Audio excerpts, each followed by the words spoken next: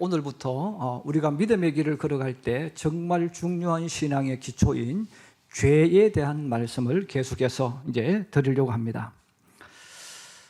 예수를 믿는 사람들은 늘 하나님 앞에 지은 죄를 회개하면서 삽니다. 그러면서도 내가 이제는 죄를 짓지 않아야 되겠다, 이런 결심을 하면서 살아갑니다. 예수를 믿지 않는 사람들, 여기는 타 종교를 포함하는 겁니다. 무신론자, 또 불교, 유교, 이런 모든 종교를 가지고 있는 사람들까지 포함해서 이분들은 자신은 죄를 짓지 않았다고 생각하면서 세상을 살아갑니다. 그래서 예수 믿는 사람들이 회개하는 그 모습을 보면서 조롱하고 비방해요. 아니, 그렇게 회개할 것 같으면 죄를 짓지 말아야지. 왜 죄를 지어놓고 회개하고 또 잘못했다고 말하느냐, 이렇게 말하기도 합니다. 이런 똑같은 사람이고 똑같은 세상을 살아가는데, 이렇게 예수 믿는 사람은 하나님 앞에 나는 죄인입니다 라고 고백하고 살아간다면, 믿지 않는 사람들은 나는 착한 사람입니다, 나는 정직한 사람입니다, 나는 인생을 올바르게 살았습니다, 이렇게 생각하면서 살아가고 있다는 것이죠. 그럼 왜 이렇게 예수 믿는 사람과 예수 믿지 않는 사람들이 고백하는 말이 왜 전혀 다를까? 그것은 바로 죄가 무엇인가에 대한 개념이 다르기 때문에 그래요. 그래서 예수 믿는 사람과 예수를 믿지 않는 사람들은 죄가 무엇인가에 대한 개념 자체가 다르고 또 받아들이고 생각하는 것이 다르기 때문에 이렇게 전혀 다른 모습과 고백을 하게 됩니다. 이 죄 문제는 너무 넓고 깊은 것이기 때문에 이제 앞뒤 순서 없이 그렇게 말씀을 드리려고 합니다. 자, 그러면 세상 사람들이 생각하는 죄가 무엇일까요? 하는 것입니다. 어떤 사람은 나는 정말 죄를 많이 짓고 살아왔다고 생각하며 사는 사람과, 나는 지금까지 정직하고 올바르게 살아왔다, 남에게 피해를 주지 않고 살아왔다고 생각하며 사는 사람, 과연 둘 중에서 어떤 사람이 정말 정직하고 세상을 올바르게 살고 있다고 말할 수 있겠습니까? 오늘 주님 앞에 나와 예배드리는 여러분 가운데서도 한번 마음속에 생각해 보세요. 여러분들이 평소에 했던 말을 한번 되새기면서 나는 죄를 많이 짓고 살아왔다고 고백하는 부류에 속하는지, 아니면 나는 정직하게 올바르게 남에게 피해를 주지 않고 살아왔다고 하는 그 부류 속에 포함되어 있는지 한번 되돌아보시기 바랍니다. 그러면 세상에서 말할 때 이 죄라는 것은 무엇은 근거에 의해서 표현을 할까? 저는 세 가지를 먼저 이야기하려고 합니다. 첫째는 국가와 공동체가 정한 법 있죠. 우리나라 헌법을 기초로 해서 만들어진 그 모든 법들을 의미합니다. 그럼 이 죄라는 이 단어는 뭐냐면, 이 죄라는 단어의 뜻은 정해놓은 법을 어기거나 지키지 않는 말과 행동, 그 다음에 서로 약속한 것을 어기거나 지키지 않은 것을 가리켜서 죄라고 단어를 씁니다. 그러면 죄인이라는 말은 정해놓은 법을 어긴 사람, 지키지 않은 사람, 서로 약속한 것을 어기거나 지키지 않는 사람에게 붙이는 단어가 죄인이란 단어예요. 이런 사람들은 법에 의해서 처벌을 받아서 감옥에 가거나 아니면 벌금형에 처하게 됩니다. 그런데 이 모든 것들은 국가나 공동체가 정한 질서법에 의해서 만들어지는 거예요. 이런 남의 물건을 훔치거나 도둑질한 사람은 감옥에 들어가서 벌을 받죠. 또 도로교통법을 어겨 신호를 어기거나 주차를 잘못한 사람, 또 무단횡단한 사람들은 벌금을 냅니다. 그래서 감옥에 들어간 사람도 죄인이 되고 벌금을 낸 사람도 죄인이 되는 것이죠. 자, 그런데 사람들은, 감옥에 들어간 사람들은 죄인이라고 생각하지만 벌금을 낸 사람을 죄인이라고 생각하지 않는다는 거예요. 여러분, 벌금을 왜 냈겠어요? 죄인이기 때문에 벌금을 내는 거예요. 그럼에도 불구하고 내가 벌금을 내는 것과 죄인을 다르게 받아들이는 것이죠. 또 더 중요한 것은 법을 어겼지만 경찰에게 적발당하지 않고 무사히 넘어간 것도 사실은 똑같은 죄를 지은 사실입니다.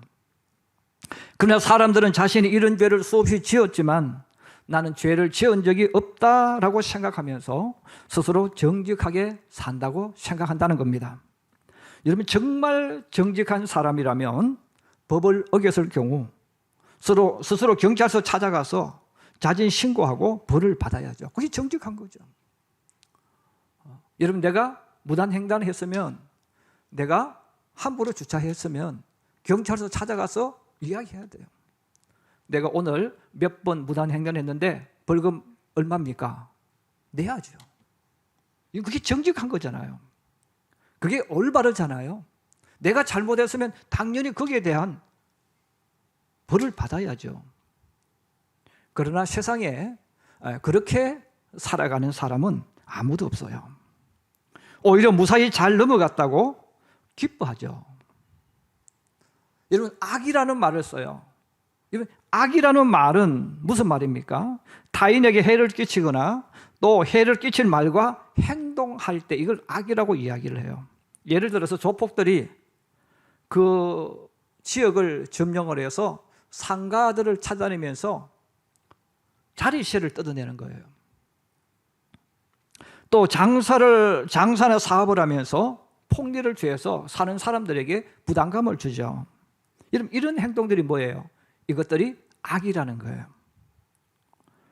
내가 힘이나 권력이 있다고 해서 위에서 내리누르는 명령과 말을 하는 것도 악입니다.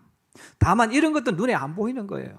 눈에 안 보이지만 그것을 우리는 악이라고 표현을 해요. 그래서 이런 행동을 해서 사람들에게 고통을 주고 돈을 거두는 사람들 우리가 악인, 한국말로 표현하면 나쁜 사람, 나쁜 놈이 되는 거예요.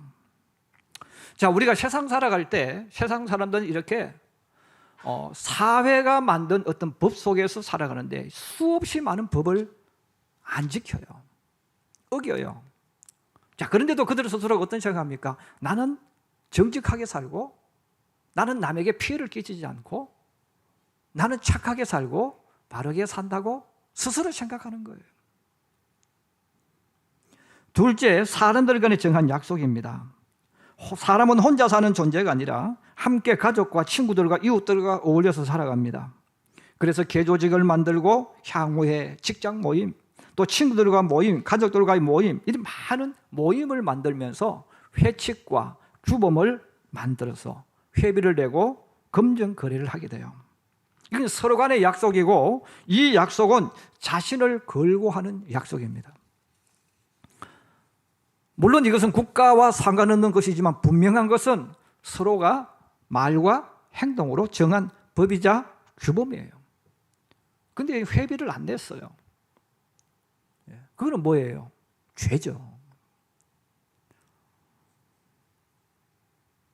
다만 형벌의 문제는 아닐지라도 서로와의 관계를 파괴시키는 죄입니다. 가장 친했던 사람과 등을 돌리고 원수로 갈라서게 만들어 버리는 거예요. 그렇지만 사람들은 자신이 한 약속을 어기는 것을 죄라고 생각하지 않아요. 그러나 다른 사람이 그 약속을 어기면 우리는 어김없이 씁니다. 나쁜 놈이라고 이야기해요.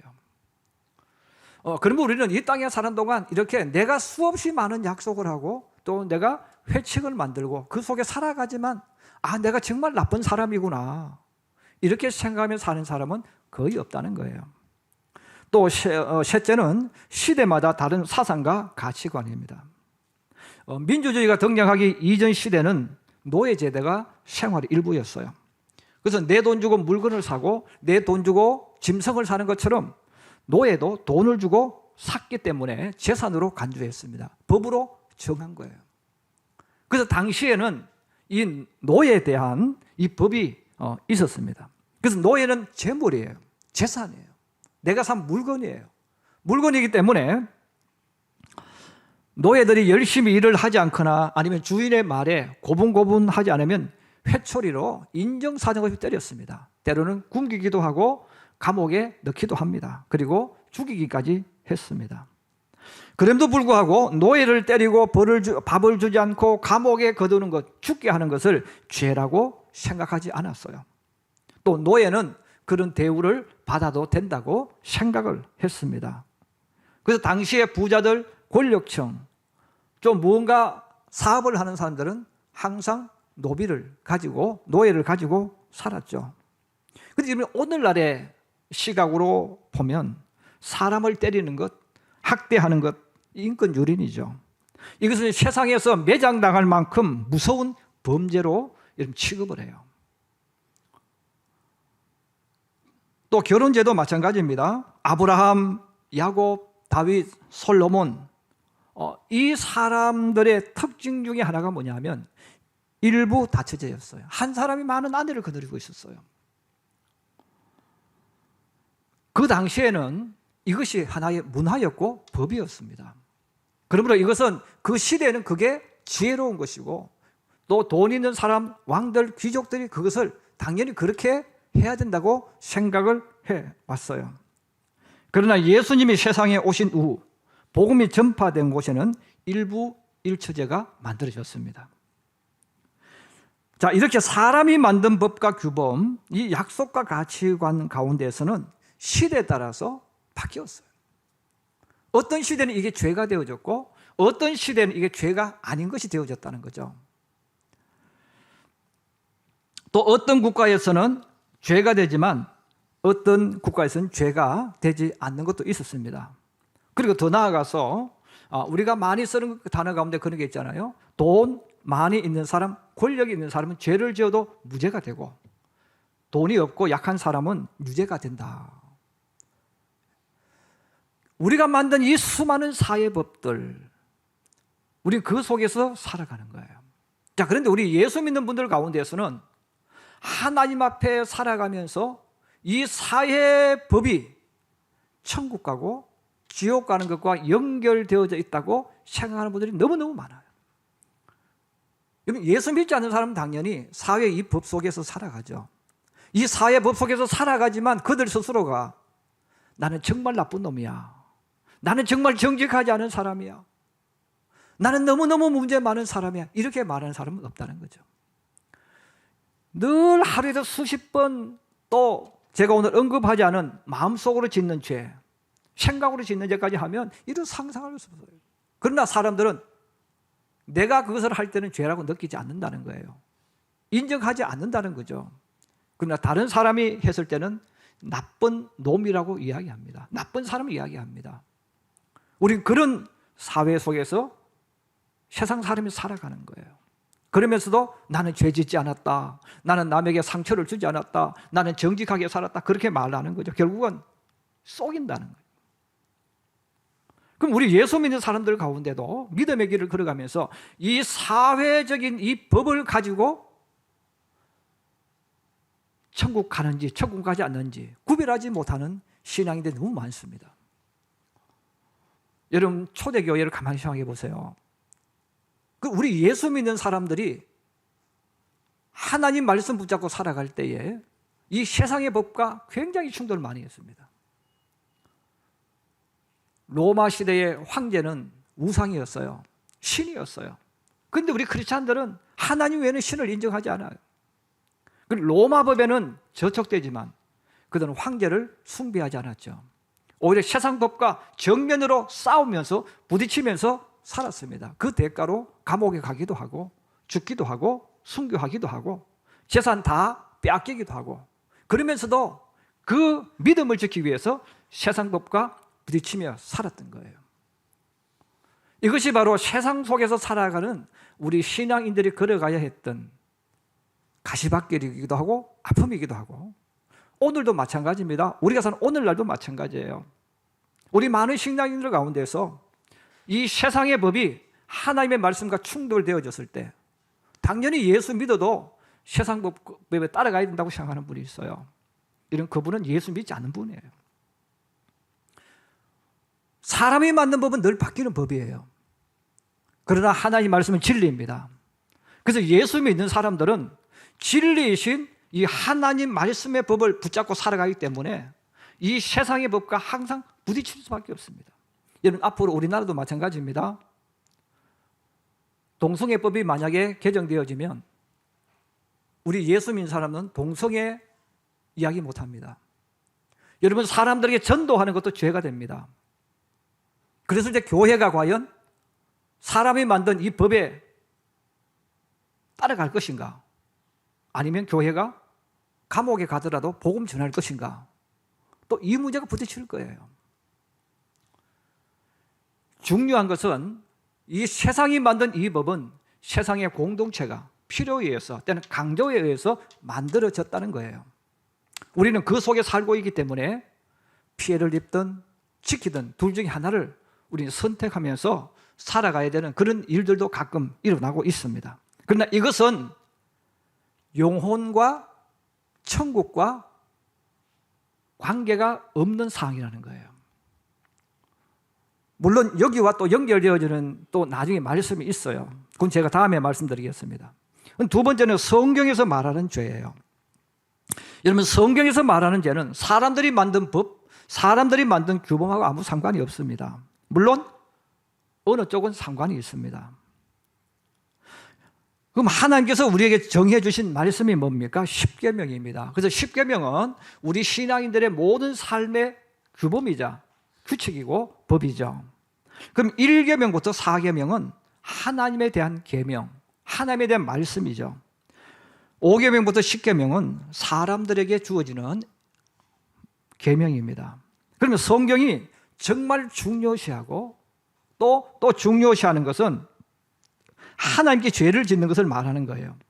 그럼 하나님께 죄를 짓는 것은 어떤 행동일까? 10계명에 나와 있죠. 우상을 만들거나 우상을 섬기고 예배하는 행동, 이건 죄입니다. 하나님의 이름을 욕되게 하는 말과 행동 역시 죄입니다.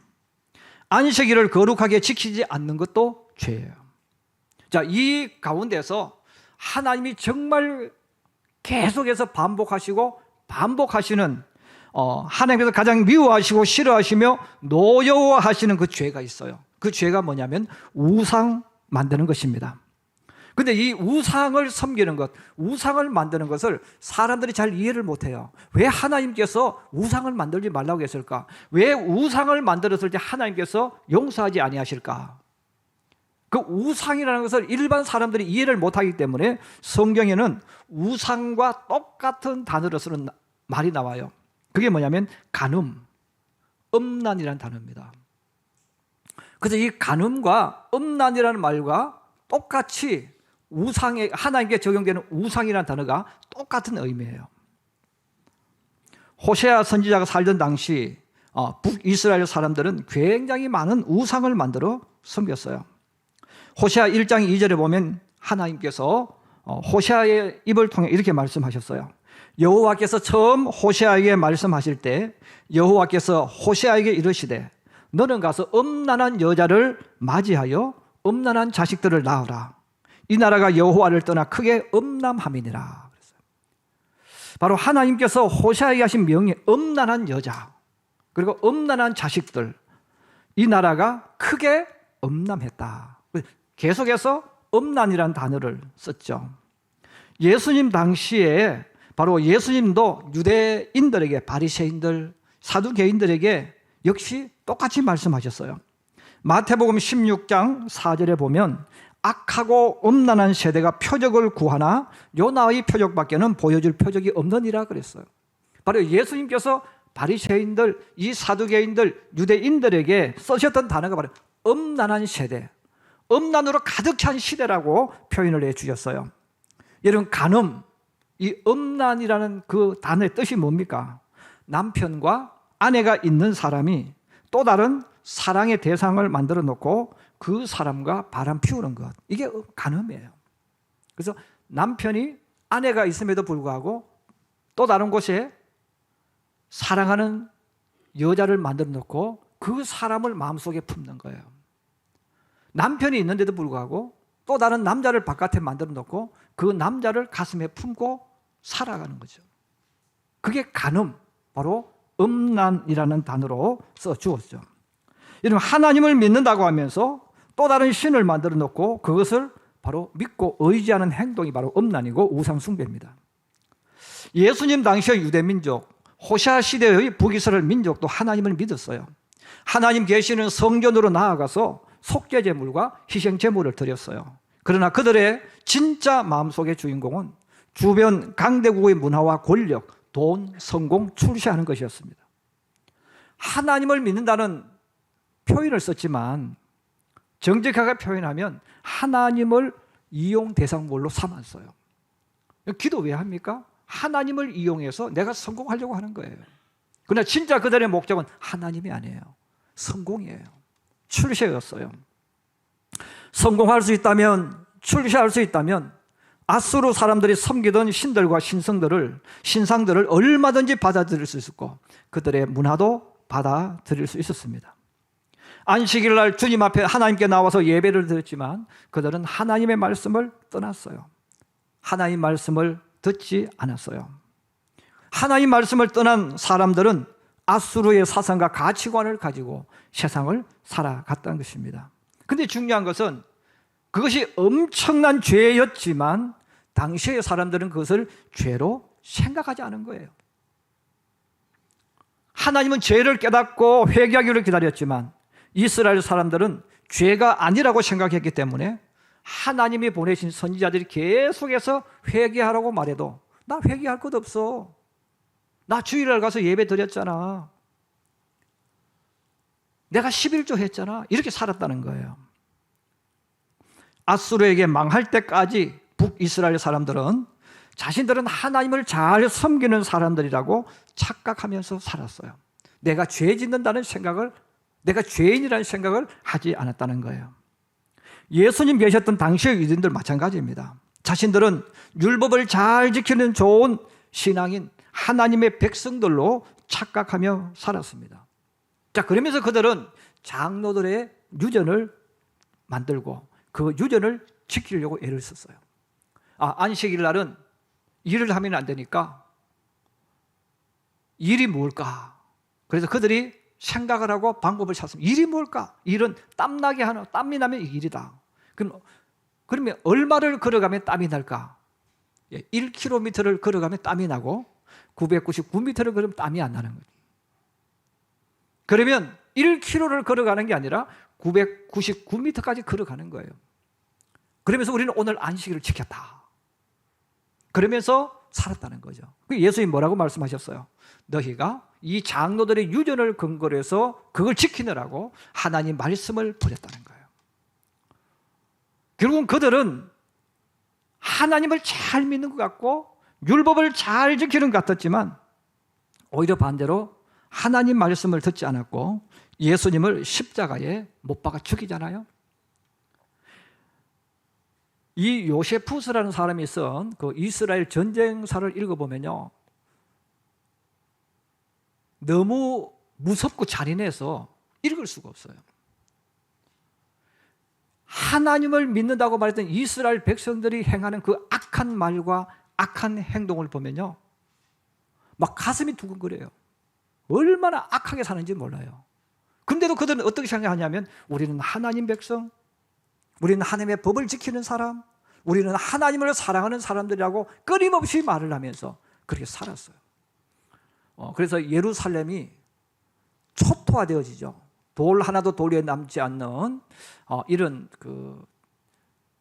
상상하기 어려운 비극적인 일이 일어납니다. 그래도 그들은 우리는 하나님을 잘 믿었다, 우리는 하나님 말씀 지키는 사람이다, 그런 착각을 하며 살았다는 거예요. 아무리 성경이 이야기해도 하나님께서 말씀하시고 예수님이 말씀하셔도 유대인들은 죄가 무엇인지를 몰랐던 거죠.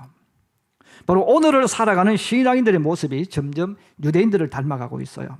하나님께 나와서 예배를 드리고 있지만 신앙인들의 마음속에 우상을 만들고 또 우상이 삶의 중심에 들어와서 자신도 모르게 하나님 말씀을 밀어내고 하나님 없이 살아가는 거예요.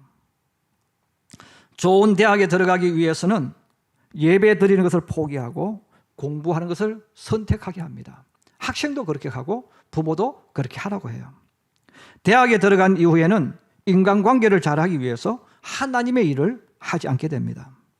또 직장에 들어가면 성공하기 위해서, 승진하기 위해서 교회에 나오는 것을 포기하는 일들이 많아지고 있어요. 이 자신도 모르게 그 속에 우상이 만들어지는 거예요. 내 속에 또 다른 사랑의 대상이 만들어지는 거예요. 대학이, 직장이, 성공과 출세가 하나님 앉으셔야 될 그 자리에 들어오는 겁니다. 하나님이 주인공이 되었던 삶이 우상이 자신의 주인공이 되는 거예요. 그러면서도 나는 정직하게 살고 있어. 나는 하나님을 사랑해. 나는 주일에 나와서 예배 드렸어. 우리가 이런 표현을 하면서 세상을 살아가는 거죠. 하나님의 존재가 자신의 가는 길에 방해가 되고 걸림돌이 되는 존재로 여러분 생각하기 시작합니다. 교회 나가는 것이 짜증나거나 귀찮아지고 예배 드리는 시간이 아깝게 느껴집니다. 왜 그럴까요? 내 마음속에 다른 우상이 만들어지고 있거나 내 속에 다른 우상이 자리를 잡고 있기 때문에 그래요. 그래서 이 간음, 이 음란이라는 단어는 여러분 집에 들어가면 행복해야 되는데 집에 가는 것보다, 내 남편에게 가는 것보다, 내 아내에게 가는 것보다 밖에 있는 내가 만들어 놓은 그 남자가 더 멋있는 거죠. 그 여자가 더 멋있는 거예요. 집에 들어가는 게 짜증나는 거죠. 밖에 있는 그 또 다른 사랑의 대상이 더 멋있고 아름답고 내 마음을 빼앗아가는 거예요. 그게 간음이에요. 그게 음란한 거예요. 바로 그게 우상이라는 거예요. 여러분, 예수 그리스도가 저와 여러분의 삶의 중심이 되기를 주의 이름으로 축복합니다.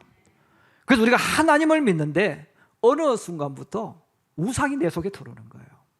그래서 예수 믿는 사람들이 자꾸 착각하는 거예요. 내가 이런 행동을 하면, 이런 모습을 보여주면 올바른 신앙이 되겠지. 근데 하나님께서 요구하신 것이 있잖아요. 너의 몸만 오는 걸 원하지 않는다는 거예요. 너의 마음도 같이 오라는 것입니다. 그러나 여러분, 음란과 간음이라는 것은 몸은 집에 올 수 있지만 마음은 다른 여자에 가 있죠. 몸은 집에 들어와 있지만 마음은 다른 남자한테 가 있는 거예요. 그게 바로 우상 숭배고 간음이고 음란이라는 거예요. 우리가 그런 죄를 지으면서도 우리가 죄인 줄 모르고 살아가니까 여러분 주님이 답답하신 거죠. 하나님은 참아주시고 기다려주시지만 언제까지 참고 기다려주지 않습니다. 여러분, 교회를 나오지 않고 예배를 드리지 않아도 자기 자신에게 아무런 일이 일어나지 않고 있다면 여러분 좋아할 것이 아닙니다. 더욱더 조심해야 됩니다. 하나님의 회초리가 점점 다가오고 있기 때문입니다. 성경이 분명히 이야기합니다. 죄를 지으면 반드시 하나님께서 심판하시고 저주하신다는 거예요. 이건 성경이 이야기하는 거예요.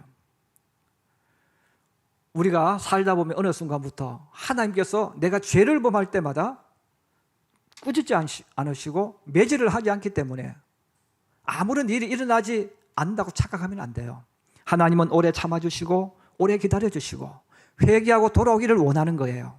너가 짓는 그 죄를 빨리 깨닫고 돌아오기를 원하는 거예요. 그러나 깨닫지 못하고 계속해서 그 길을 걸어가면 하나님께서 회초리를 때릴 때는 그때는 기회가 없어지는 거예요.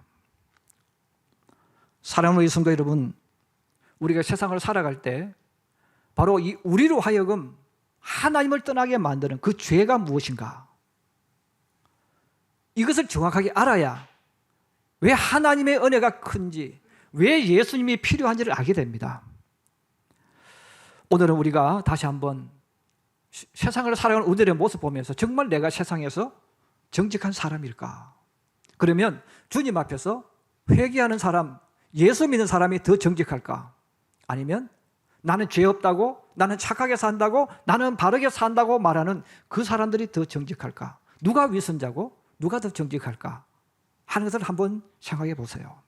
그리고 내가 주님 앞에 정말 어떤 모습으로 살고 있는지, 내가 주님 앞에 어떤 죄를 짓고 있는지 여러분 한번 재점검하는 저와 여러분 되기를 주님의 이름으로 축복합니다. 다음 이 시간에는 용서받을 수 없는 죄, 그리고 용서받을 수 있는 죄에 대해서 말씀을 드리겠습니다.